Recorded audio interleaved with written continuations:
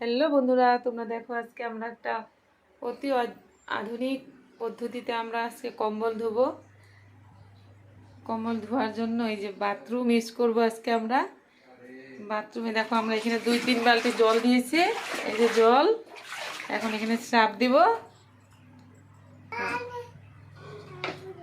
এখন আমরা এখানে সার্ফ ঢেলে দিব সবার প্রথমে, তারপরে সার্ফ দিয়ে দিব। এখানে থাক, আরো লাগতে পারে সাপ। এই যে দেখো, সাপটা আমরা এইভাবে গুলে নিব পাও দিয়ে। নামানো, এটা আধুনিক পদ্ধতি না?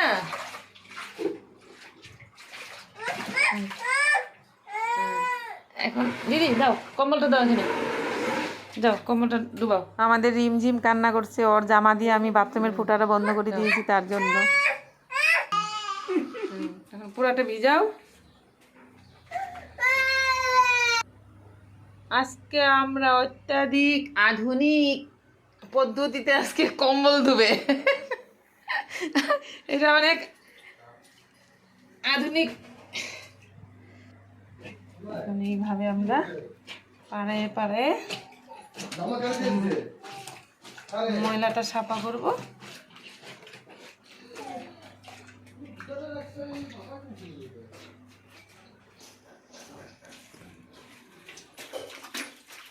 পারাও, তুমি পারে না বনু, আসো।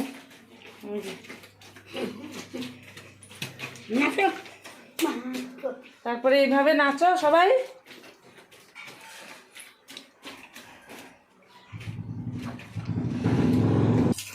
দেখো এখন এইভাবে টেপ ছেড়ে দিয়ে এখন পাড়াতে থাকলে এই যে দেখো লেপটাগুলো সব চলে যাবে দিয়ে।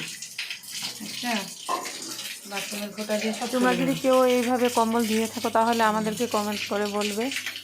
এই যে আমাদের টেকনিক, কেননা এত বড় কম্বল ওয়াশিং মেশিনে ঢুকে না,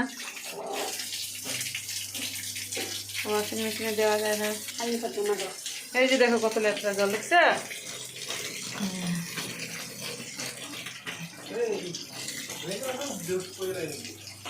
এখন আমরা লাস্ট সাফা হয়ে গেছে। এখন এই জলটা দিয়ে দাও, ট্যাপের জল দাও, গামলাতে ধুয়ে নিব একবার। কমপ্লিট আমাদের কম্বল ধোয়া।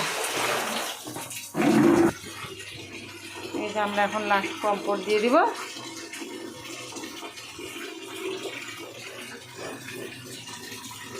দেখো কম্বলটা ধোয়া হয়ে গেল।